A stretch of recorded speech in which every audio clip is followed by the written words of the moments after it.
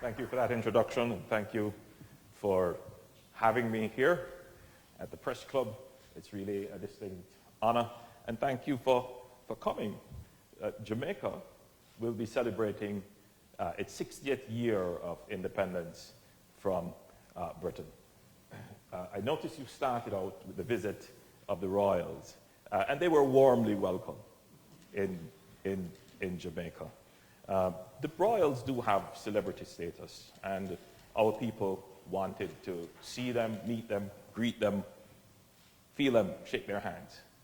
But there are, obviously, unresolved issues in countries like Jamaica, former colonies. And those issues are largely put into the considerations of reparations. And that is a live subject in Jamaica. And just to be clear, Jamaica has put in place an institutional mechanism to engage the United Kingdom and other countries in this discussion, this discourse about reparations. But the government of Jamaica is also looking on its own evolution as a nation state. And we got our independence in 1962, which meant that as an independent nation, we took care of our own affairs. One remnant of that era is that the Queen of England is also the Queen of Jamaica, represented in Jamaica by a Governor General, who is the head of our state. I am merely the head of the executive of the state, the head of the government.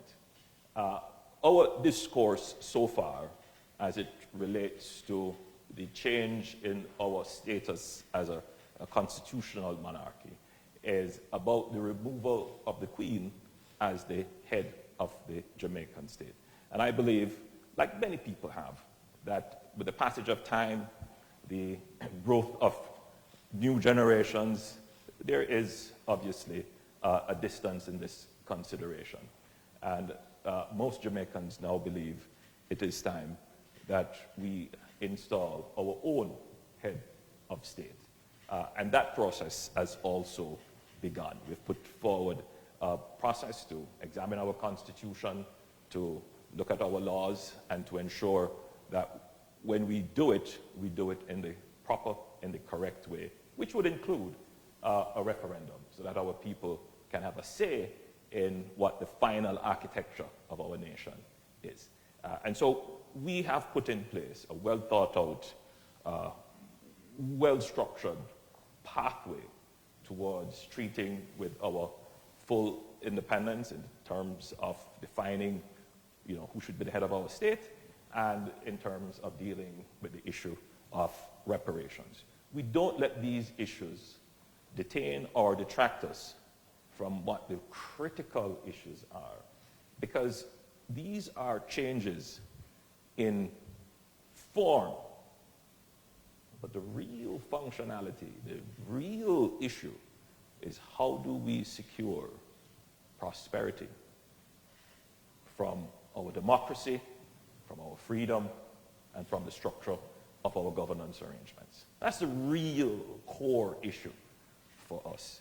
And as Prime Minister of the country, I've never been distracted from that core issue. So yes, there is a raging debate in Jamaica about our political independence and state as a nation. And it is a concern, a discussion that ought to be had, and we've put in place the mechanisms to treat with that. But the real discourse, the real discussion is about our economic independence when we look at it.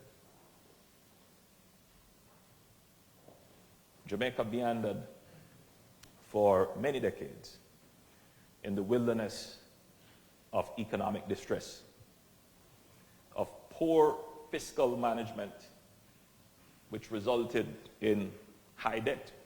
Of course, we can never ignore the fact that there have been unfavorable external circumstances, which would have also impacted on our high debt. But the truth is, Jamaica has borrowed to develop. And then we still did not develop significantly.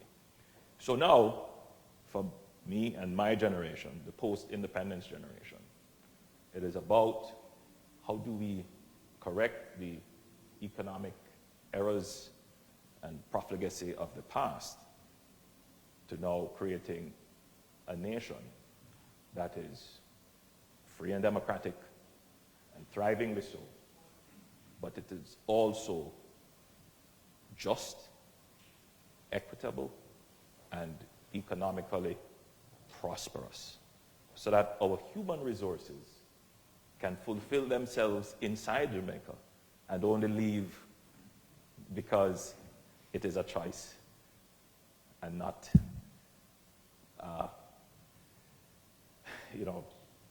something they have to do for their economic survival. And that is the real challenge. How do we make Jamaica into the Singapore of the Western Hemisphere? That is a real discussion. Now, there are many entry points in history where Jamaica had the inflection to do that, where things were aligned for Jamaica to take off. And we saw that alignment in the decade of the 50s and 60s. We were right there. If you look at where Jamaica and Singapore were, a comparison that is made time and time again, we were right there. Singapore took the inflection and looked about their economic independence, and we took another inflection and meandered off. And we have paid the price for it. We have. Now, Jamaica is taking a very practical approach to its development. We recognize that regardless of the geopolitical issues that may exist in the world, the exogenous shocks that we have to withstand, things that happen over which we have no control or caused. But in spite of those issues, we recognize that it is important for us to build strategic partnerships with our neighbors and friends. That we have to use our presence on the global stage. We have to use our foreign policy to support our economic development. And that is what this trip is all about. Jamaica is a democracy by standards of universal adult suffrage now for more than 76 years. Jamaica is one of the 25 oldest democracies in the world. And I dare say that Jamaica is the oldest black democracy in the world. There is no question that Jamaica and the United States have shared values, shared ideals, and shared interests. But we've never been able to leverage that for our economic development. Jamaica exists in a neighborhood which we like to think of as a neighborhood of peace. And it is largely so.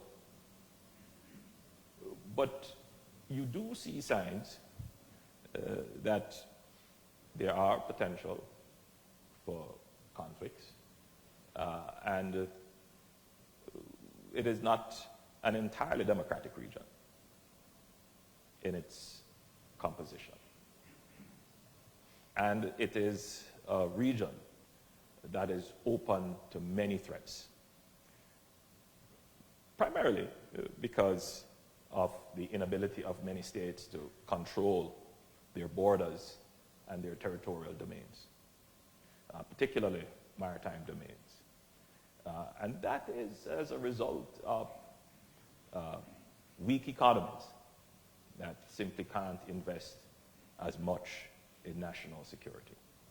And that leads to the emergence of a kind of threat from narco elements that are evolving not just street crime level, but are evolving to corrupt governments and take control of governments, which could evolve into a narco-terrorist kind of activity, which we have to pay close attention to.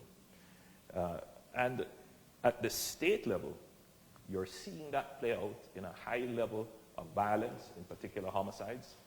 And you will see that this region has some of the highest homicide rates in the world. And that has an impact on the growth potential. People who are looking to invest say, yeah, it's a politically stable region, but is it safe? How do we treat with security? So security has become a significant cost of doing business in the region, and it is limiting the potential of the region. So the United States has said in many policy documents that the Caribbean region is their third border. We don't necessarily see the impact of that. I mean, we see the policy projection of that, but it's not a border that is necessarily well secured, or the attention is paid to it to secure it. So the U.S. foreign policy interest in the region has largely been about security, but it is not at the level of security consideration that rises to support the broader national security considerations, such as developing these economies so that they can be true partners in the security of the region. And so part of my visit here is to see the idea in the minds of policymakers that attention needs to be paid to the region. I mean, lots going on in the world. You know, this is your backyard, and you may think everything is safe, but pay some attention to the region and securing the region, not just from a security, military, police, law enforcement perspective, but from the broader economic perspectives, which is where real security comes in. But we've also made some other points in our discussion. You know, there are vulnerabilities existing in the region due to geopolitical actions elsewhere, which is reintroducing inflation, for example, into the economic considerations of governments that, you know, for the last decade, inflation was not really an issue. At least for Jamaica, it was not. We brought inflation down to below 5%. And now our inflation is trending way above that. And that is not just affecting food prices, it is affecting energy. And so when the U.S. is thinking, and we welcome the announcement of the release of strategic reserves to bring oil prices down, that may have a global effect, but a very negligible effect on small developing countries like Jamaica. So there needs to be some strategic, direct thinking about how do we secure the region with energy and food as well. And so that was part of the discussion. So in my meeting with the Vice President, which was a very good meeting, I made a point which had an unintended effect. I said that Jamaica, for decades, has been a net exporter of talent to the world and specifically to the United States. And of course, that was met with a chuckle, a laugh. And I won't say by who, but you can guess. So, yes, Jamaica has for many years been exporting its talent. We are now at a point where our unemployment rate, having been terribly affected by COVID, has recovered to we're about 7%.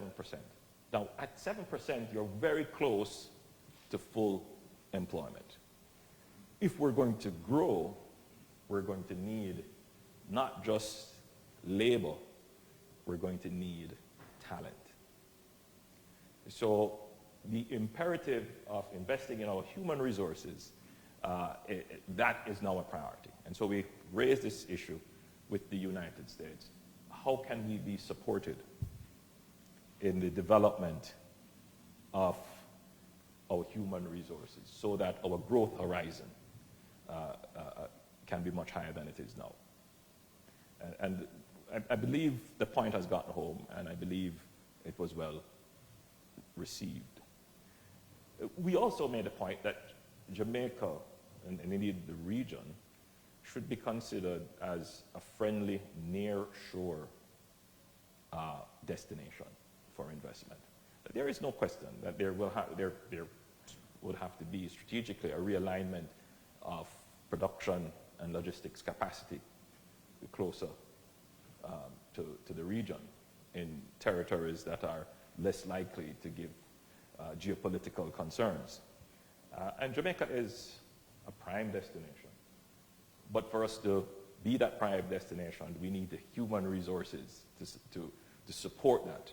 So I believe those two things can be placed in a strategic dialogue to see how we can make Jamaica the strategic location for nearshore operations, both in terms of logistics, in terms of light manufacturing, in terms of creative industries and content creation, in terms of cyber and software development, and in terms of knowledge businesses. And that's the direction and thrust.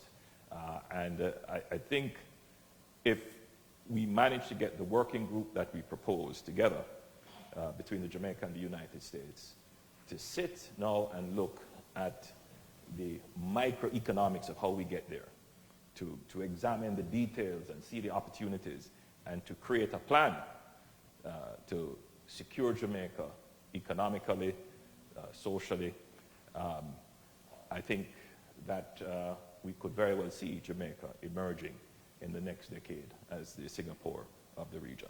So with those brief remarks, I thank you. I want to start off, Prime Minister, just talking a little bit about your recent meeting with Vice President Harris. This is the last time a Jamaican leader visited the White House was in 1995. Why was that gap so long? What has changed now? Well, 1995 is a long time ago, so I really wouldn't be able to answer why. But as I said in my opening remarks, Jamaica, through the great support of the United States, was able to achieve the goal of fiscal stability and sustainability. And again, the U.S. Treasury Department, members of Congress, particularly the Black Caucus, did a great job in facilitating us achieving this fiscal sustainability, which really means that we are now on a path of reducing our debt, which gives us fiscal space to invest in infrastructure and human resources. So we will be able to finance our development. That's what it technically means. But we also recognize that we need the support of our critical partners. Jamaica will not be able to do it alone. No country will be able to do it alone. And we can't sit in Jamaica and be bogged down by kinds of, I would think, outdated political considerations. We need to look forward, be practical, be strategic, and work with our neighbor, which is in the strongest economy in the world. Mm-hmm. I think the question should be asked, why has it taken so long? And why hasn't the region benefited more from its proximity to the most powerful economy in the world? Well, I know that both the White House and your office, they've characterized this visit as one to improve diplomatic relations with Caribbean nations.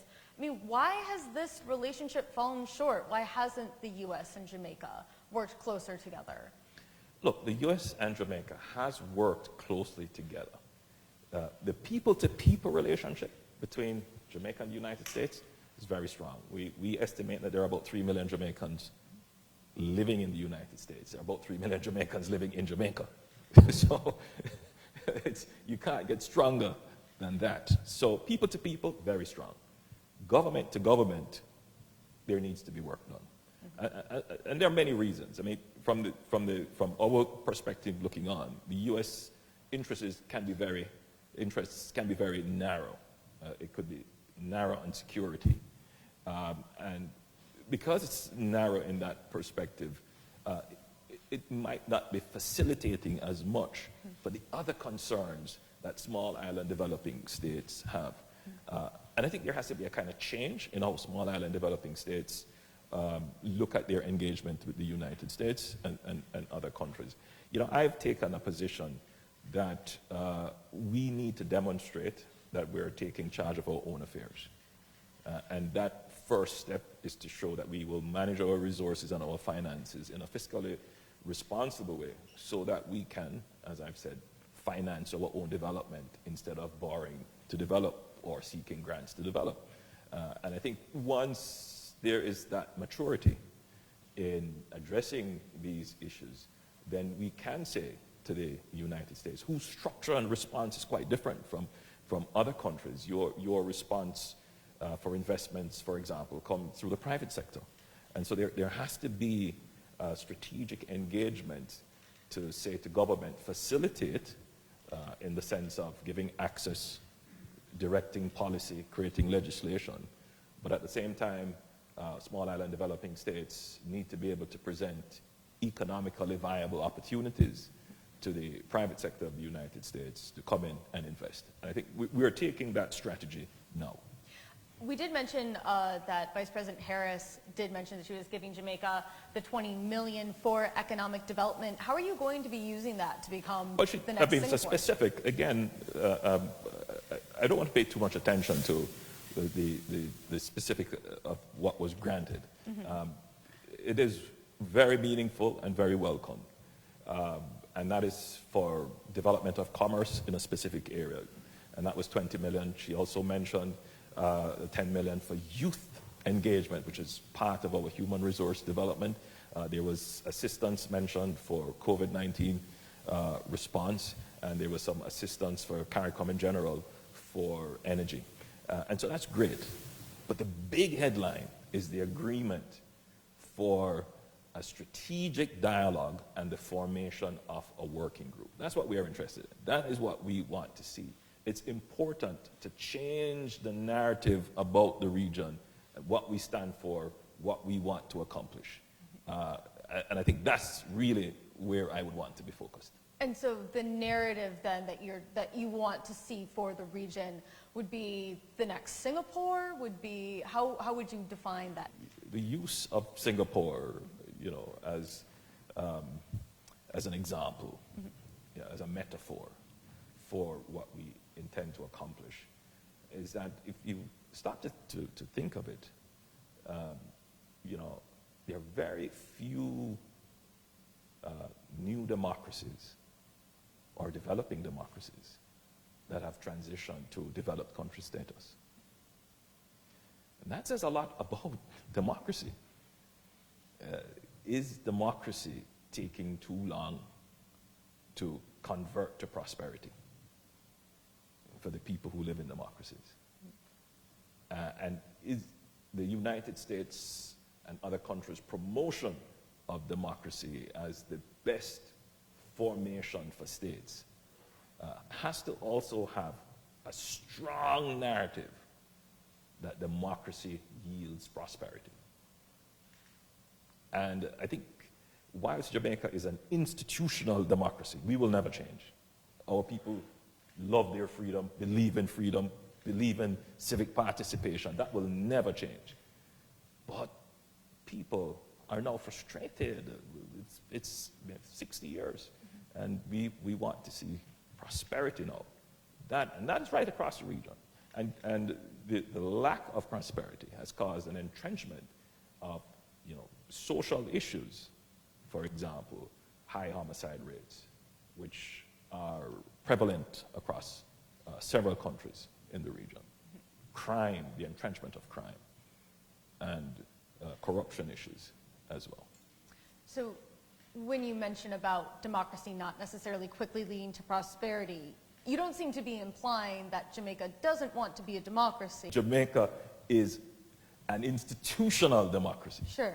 It sounds like you're sort of more implying that the U.S. has even a greater interest than in helping other democracies to achieve that level of prosperity. Well, Would that be fair? my perspective is that it is easier with less resources for the U.S. to just shift a little bit more attention to the region and achieve the very goals that it wants to achieve than in other areas where it has spent trillions of dollars and will never have a hope of seeing democracy emerge. Does it sort of change the equation that Vice President Harris herself is Jamaican, that her father's Jamaican? No, I don't think so. I think Vice President Harris is an American and is looking for the interest of America. It really matters not where her heritage may be from. The whole American dream is that you have people from all over the world coming together to be Americans. And we respect that, we love that, we appreciate that. And we're not looking for any special favors. What we're looking for is a different thinking of the region, a different thinking about the region and how the region can be far more strategic in attaining the shared values and objectives that we all have. Got it. I also want to talk a little bit about the independence issue. Obviously, we're in the U.S., so we're pretty much pro-independence from Britain. We already did that thing. But you talked a little bit about unresolved issues, and I'm wondering if you can sort of get specific as to what those unresolved issues are. So, look, you know, the United States got its independence, fought for its independence, and established itself as a republic, and a form of republic where the head of the state, the person or the office or the institution that represents the values and dignity and efficiency and justice of the state, that office is also the office that represents the efficiency and bureaucracy. So your president is both the head of the state and the head of the government. When we got our independence through a more evolutionary process from Britain, we maintained a structure where the head of the state remained the Queen of the United Kingdom. And the office of the Prime Minister was obviously the head of the government that managed the affairs of the country. So technically, the administration affairs of Jamaica is quite separate, quite independent, and quite apart from the United Kingdom. Jamaica is an independent country. But the notion of the office of the head of the state, the person representing the dreams and aspirations of the country, the dignity and efficiency of the country, still remaining the monarch of another country. For many years, the view was amongst Jamaicans, and many older Jamaicans still have that view, that should be maintained. But as generations evolve, that view is changing, and it's changing rapidly, particularly as we reflect on a history of slavery, which is not so far removed generationally. And there are many persons who believe that an atrocity was committed in slavery. And we welcome the perspectives by the Duke when he said that it should never have happened. You see, the thing is that your morality today goes back and not just forward. So if it is your moral standard today that it should not have happened, you can't say, well, it happened already, and therefore it was okay. And so the argument is that there is an obligation, if we acknowledge that this thing is wrong, that there should be some repair So you're making the argument here that there should be some sort of reparation. Of course, there must be some form of repair. And I'm not going to go into the minutia of what this is. I think there has to be a process, which I said in my opening statement, we have set a process in place. And there are many ways in which this repair can happen. For some people, they want an apology. For some people, they want to see investment in education. And some may be arguing, we've been giving aid how long, and therefore that has been going on, but without the acknowledgement. What I'm saying is there will come a time when these unresolved issues will have to be settled, but there's a process. What I don't want to do, which is what we keep doing as a nation, to get distracted from the real important thing, because real reparations is when we are able to stand up and say, we have achieved development, with or in spite of. And for my generation, the strong guiding passion is to see Jamaica develop, with or without. I know that you said you want to have a group actually convene on the idea of reparations and talk. No, we already have the group. Commissions in place, and they are working. I mean, is there anything that you specifically would like to see that you think would qualify as them making the proper repairs? I don't want to speak out of turn for what our commissions will do. But as I've said personally, and I've said it here as well, morality does not have a starting point and then extends into the future. If it is that it is acknowledged that what was done was wrong, then the obligation extends to the past. And we've seen this applied many times. Many other countries have looked at it. Now, it might be easier when there are specific issues that could be identified and quantified and dealt with. So what I would like to see our commissions do is look at specific issues that can be properly identified and quantified if the repair is going to be in financial terms. But there are broader issues that have been put in place, that have been thoroughly discussed, that could also be addressed by dialogue, by truth and reconciliation, acknowledgement. Is this a topic that you discussed with Prince William while he was visiting? Generally, and I must say that he was very graceful. I think they understand the issues at play, and they're very respectful of what is happening in countries like Jamaica. And I wish to point out here that, our evolving process will make us no less a member of the Commonwealth. We will continue to be strong partners and participants in the Commonwealth. Our system of government, our system of laws, our customs and practices have served us well, and we will continue to be a part of that community.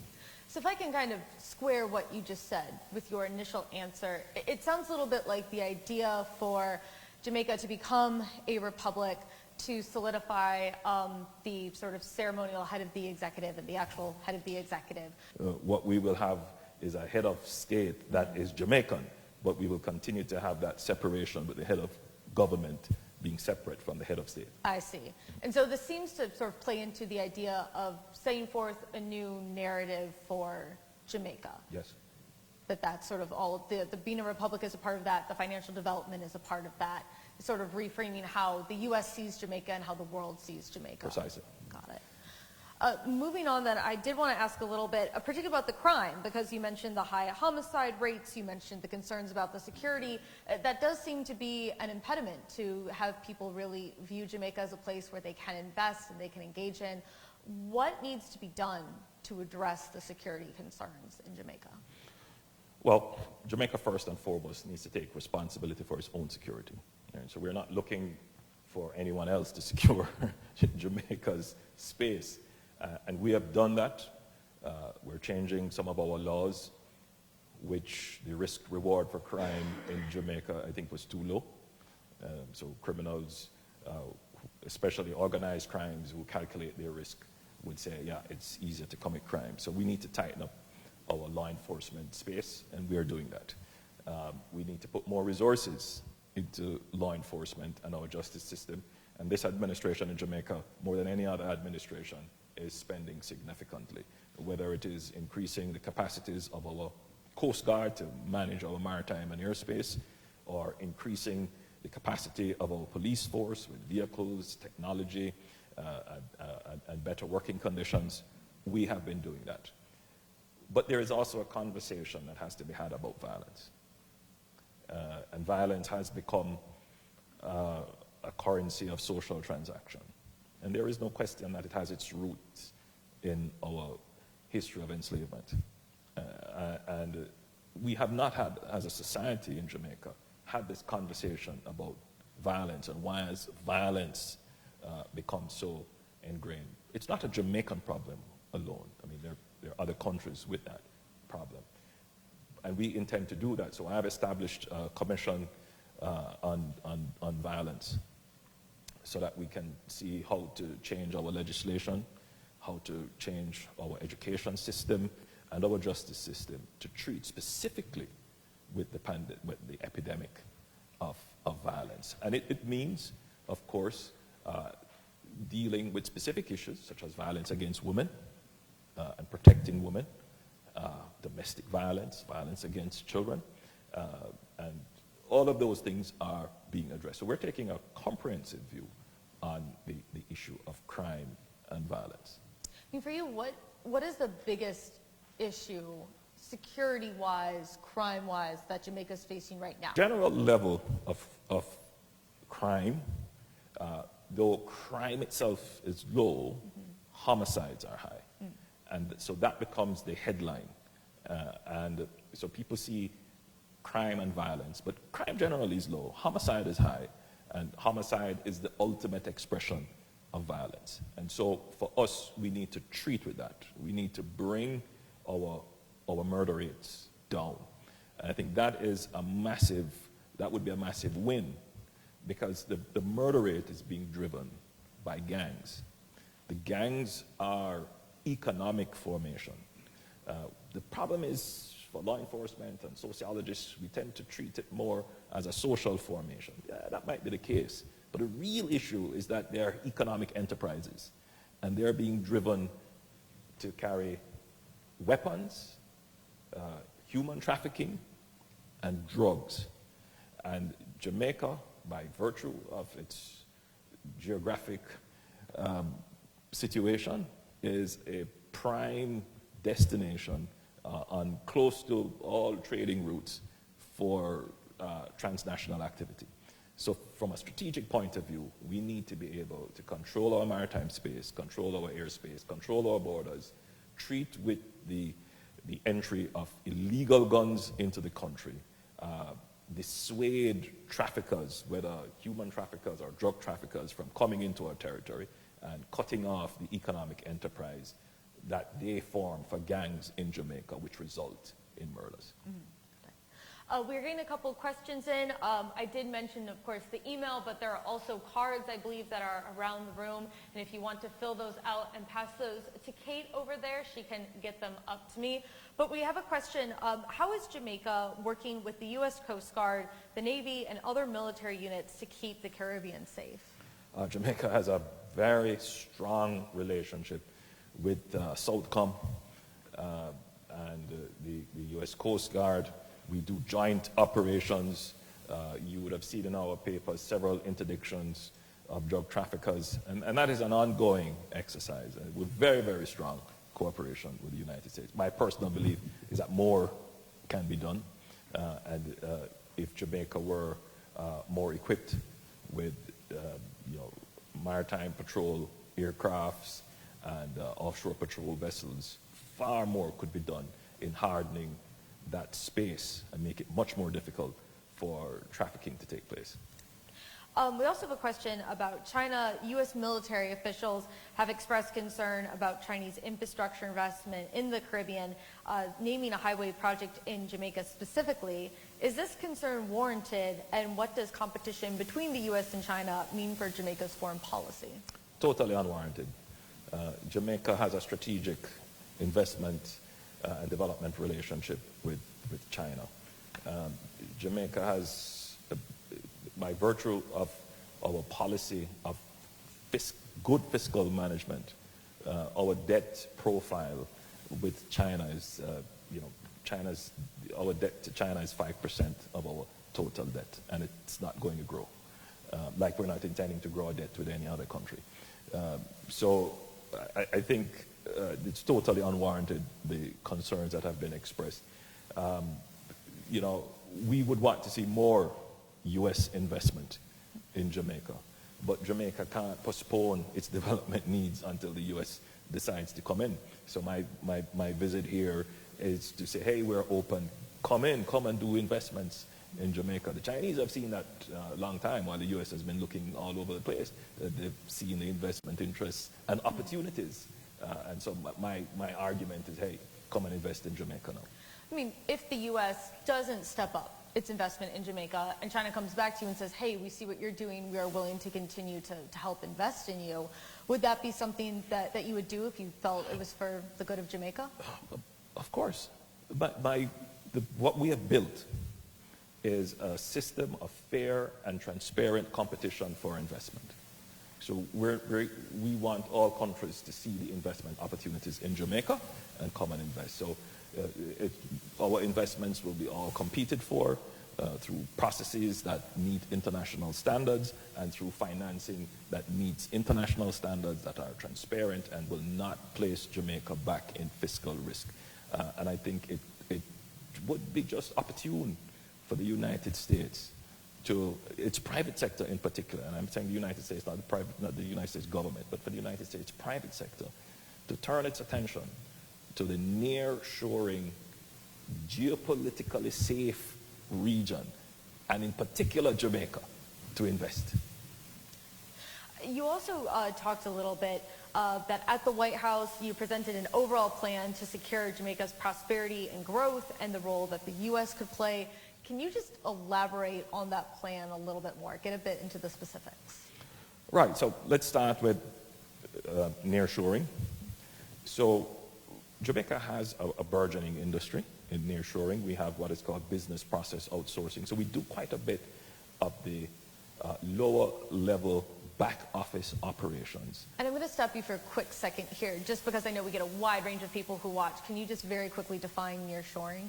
Right, so this is a market, a production capability that is close to a center of economic activity. Mm-hmm. So Jamaica, an hour and a half away from Miami, would be considered extremely near shore.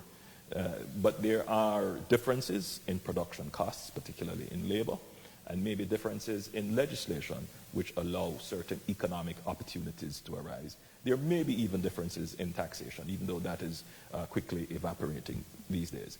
But it is a way to strategically place production resources into these locations that will yield greater value for a country like the United States. So back office operations, we have many accountants, many lawyers, persons in IT who could do much of that back office operation at a much lower cost and higher productivity than you could get it done in the United States. But that has always been the case. And so you have shipped a lot of your production capacity elsewhere. But I suspect you're now finding that geopolitical issues can disrupt supply chains, and pandemics can disrupt supply chains, and that can have an impact on your economy. So it's a significant thought process that you would have to go through, obviously, to do some realignments into nearshoring. You did mention the pandemic. I know that one of the items that you and Vice President Harris discussed was continued support from the U.S. as far as vaccines and other support for battling COVID-19. Can you just talk a little bit about those efforts? I mean, where does Jamaica stand right now? On behalf of the region, in particular CARICOM, we're very grateful for the support we've received from the United States with vaccines. Jamaica has done very well, I think exceptionally well, in managing the pandemic. If you look at our infection rates per 100,000, it would be much lower than the world average. if you would take China out of that, if you look at our debt rate per 100,000, much lower than the national, much lower than the United States. And we were able to do that by non-clinical measures in terms of social distancing, the curfews and so forth, mask wearing. And so the society was largely protected. In the initial stages, we had a high take-up of vaccines, but that has waned. We do intend to launch a new program to engage Jamaicans. There is a sense that the pandemic is drawing to a close, but there is a risk. And Jamaicans need to understand that this is not over, and therefore getting a vaccine is a very good way of ensuring that we actually bring the pandemic to an end in Jamaica. And that will be a focus effort of our Ministry of Health to raise our level of vaccines. It feels a little bit like where the U.S. is at right now, to be honest. Do you know what percentage of Jamaicans are vaccinated at this point? Yeah, we're just over 25% at this point, and we're hoping to increase that, double that in the near term. I also wanted to ask just a little bit about, obviously, the group of Caribbean nations. You and some fellow CARICOM members, you faced criticism in 2020 when the Secretary of State, Mike Pompeo, met with just 4 members of the 15-member bloc. Barbados Prime Minister accused the U.S. of trying to sow division within the group. What's your take on that? What's the relationship like currently between all of the CARICOM members? We have an excellent relationship.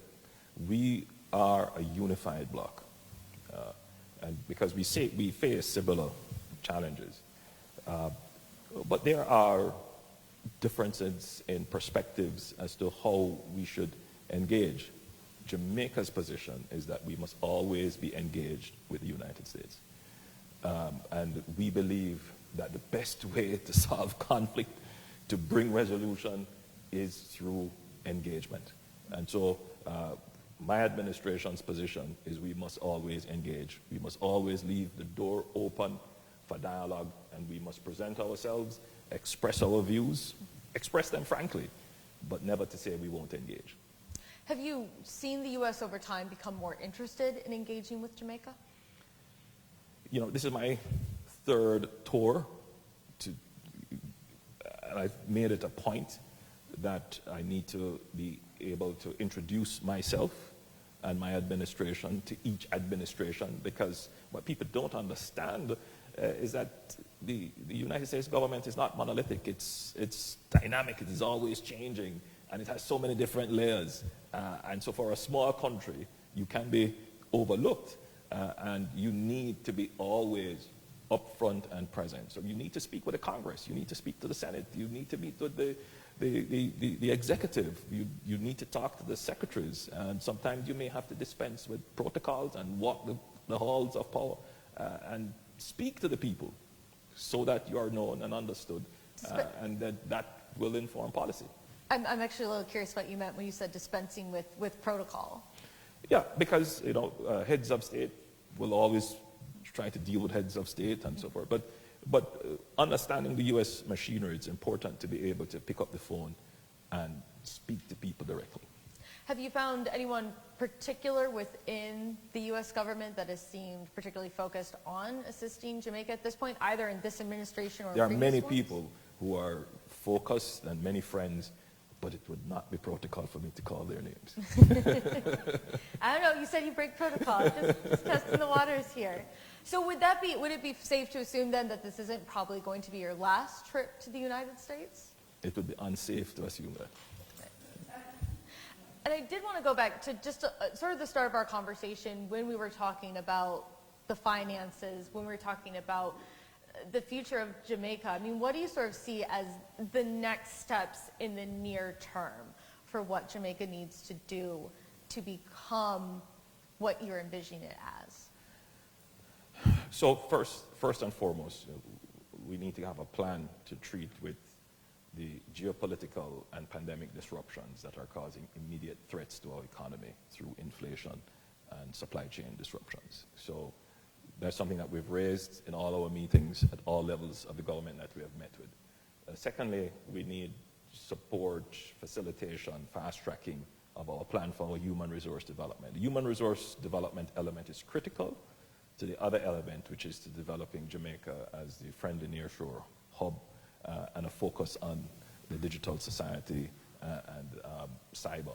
So those three elements, the security, human resources, and the nearshoring, are where we are at this point. Well, I think we are sort of in the range of wrapping up. I don't know if we have any other additional questions at this point. I think I'm wondering also one more thing. What is the big takeaway from your trip to the U.S.? Are there things that you learned that you really consider one of the highlights of this most recent trip? No, I mean, clearly there is a concern about democracy in the world, and whether or not democracy will be the enduring form of government. I think what the U.S. is realizing, especially in this era, is that democracy is not an inevitable state of nations, and that much more work needs to be done to ensure that democracies can transition into prosperous entities. It's a very strong pitch for Jamaica. Before we conclude today's discussion, I just wanted to take a moment to thank a couple people at the club. Headliners, co-team leaders Donwa Limon-Leger and Lori Russo. Also a huge thanks to the club communications director, Kate Hulster, as well as the club executive director, Bill McCarran. One more final question, unless I get something via text or get a little sheet up here. But I wanted to see if you wanted to just make your pitch to Americans who are, having restrictions lifted, looking to visit some other countries. Yeah, Jamaica is open. Why Jamaica? Jamaica is very much open, very safe, and still the greatest fun you will have for a trip for vacation, obviously. But I also use it to make a pitch that Jamaica is the undiscovered gem for investment, and we would encourage Americans to come and invest. And I'll also make a pitch to our diaspora that is here. Take a second look at your home country and start making your investments there. Make it early. Well, Prime Minister, thank you so much for joining us. Pleasure's mine. The final thing I do will present you with the official National Press Club mug. Did we have any Jamaican gold for you? I believe we have some coffee. All right. I will do Jamaican coffee any day. Thank you. Thank you so much for joining us. Really appreciate it.